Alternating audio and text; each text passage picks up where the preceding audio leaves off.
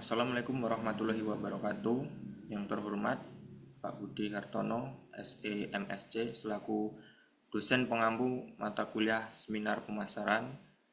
Di sini saya Eko Muhammad Suryanto, mahasiswa program pendidikan S1 Manajemen Universitas Tidar dengan NPM 2120103095, ingin mempresentasikan proposal penelitian saya dengan judul pengaruh harga tiket, fasilitas, dan aksesibilitas terhadap kepuasan pengunjung domestik Candi Borobudur.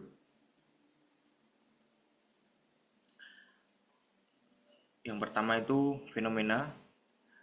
Untuk objeknya yaitu Candi Borobudur.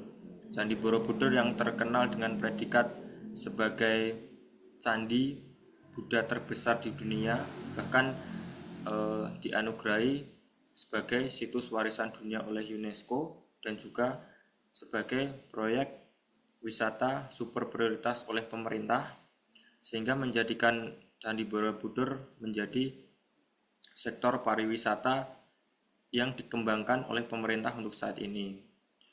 Dilansir dari Badan Pusat Statistika atau BPS, pengunjung Candi Borobudur justru mengalami penurunan, yaitu 1.443.286 pada tahun 2022 menjadi 1.281.226 pada tahun 2023. Ini berlaku pada pengunjung domestik Indonesia. Dengan penurunan ini, ada indikator bahwa ada sebuah permasalahan pada salah satunya adalah harga tiket. Merujuk pada jumlah pengunjung Candi Borobudur, penurunan yang dilansir oleh Badan Pusat Statistika, penurunan ini berlangsung dari tahun 2022 semenjak perubahan harga tiket dan mekanismenya itu berubah, yaitu pada tanggal 5 Juni tahun 2022. Untuk harga tiket yang terbaru ini, yang pertama untuk domestik, untuk area masuk pelataran Candi Borobudur itu untuk dewasanya senilai 50.000 dan untuk anak-anaknya 25.000, dan untuk mancanegaranya dewasa 400.000 dan anak-anak 240.000. Sementara untuk harga tiket untuk naik ke Candi Borobudur untuk turis domestik itu dewasa 120.000 dan anak-anak 75.000, sementara mancanegara dewasa 455.000 dan anak-anak di bawah 10 tahun yaitu 305.000. Selanjutnya, selain dari perubahan harga tiket, di beberapa hasil temuan yang saya kaji, ada beberapa pengunjung yang mengeluhkan berkaitan dengan harga tiket itu tidak sebanding dengan apa yang mereka dapatkan pada ulasan Google Maps dan tripadvisor.co.id. Selanjutnya, berkaitan dengan fasilitas, pemerintah ingin dan sedang melaksanakan proyek pembangunan dan penataan kawasan Candi Borobudur yang bernama Museum dan Pasar Seni Borobudur. Proyek ini dikerjakan oleh BUMN dan dilakukan oleh PT Berantas Abipraya. Proyek ini berupa pembangunan museum dan juga pasar beserta lahan parkir yang diperuntukkan untuk merelokasi pedagang-pedagang yang dulunya berada di dalam dan di sekitar kawasan Candi Borobudur, di mana hal itu sangat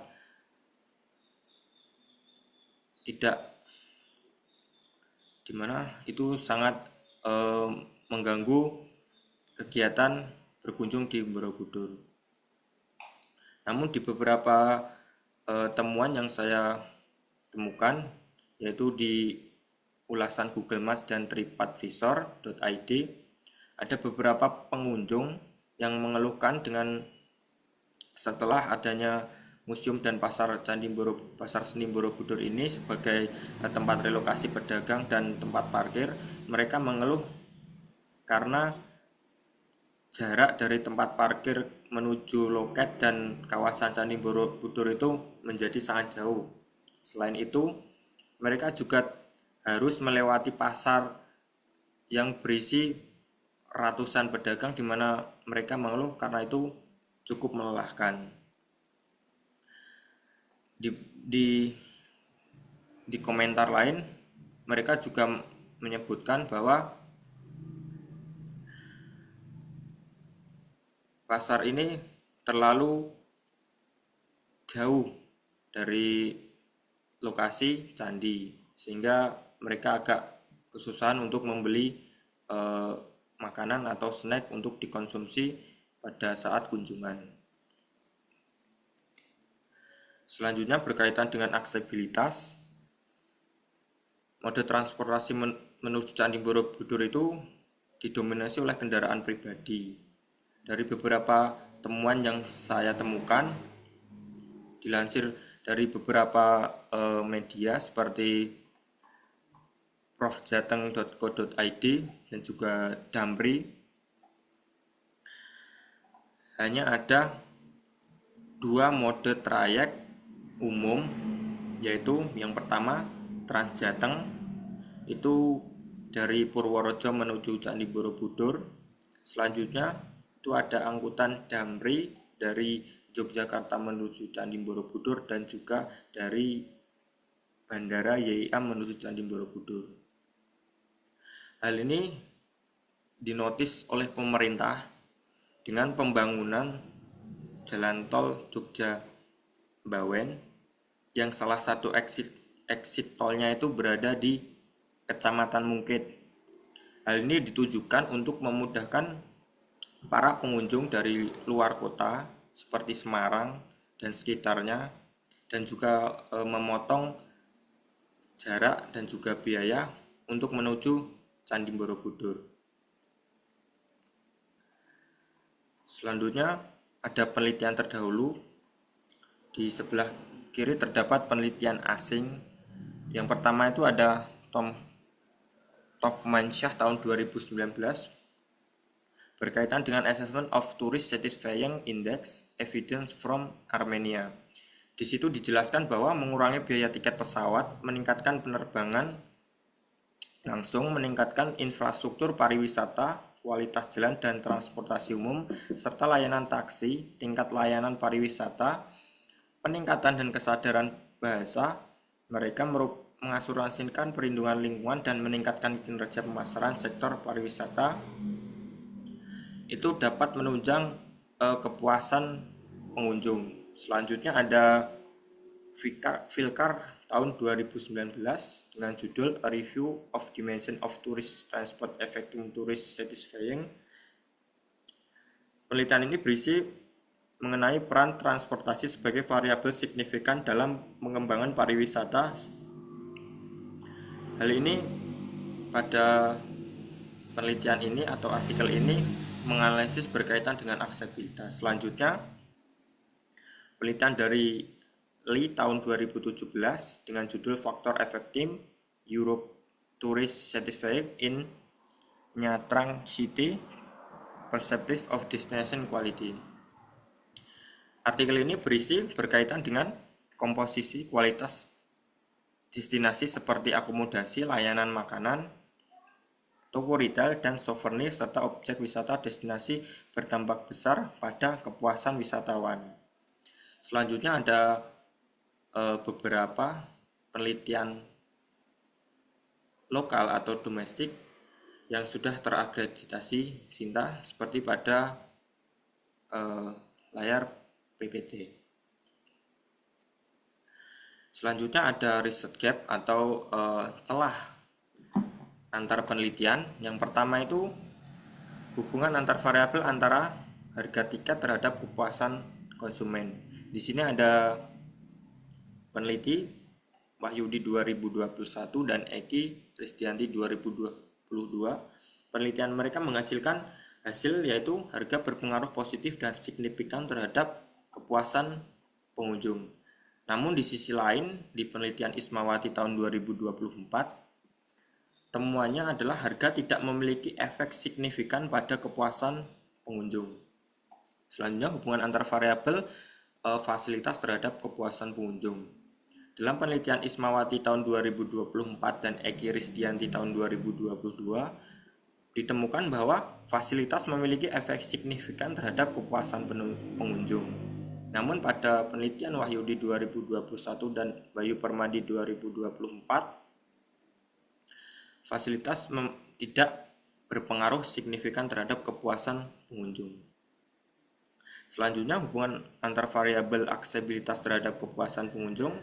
Dalam penelitian Sari 2022 dan Bayu Permadi 2024 serta Astuti 2022, menghasilkan aksesibilitas berpengaruh positif terhadap kepuasan wisatawan. Berbanding terbalik dengan Rianda Mahardika Adif tahun 2023, bahwa aksesibilitas tidak berpengaruh positif dan signifikan terhadap kepuasan wisatawan.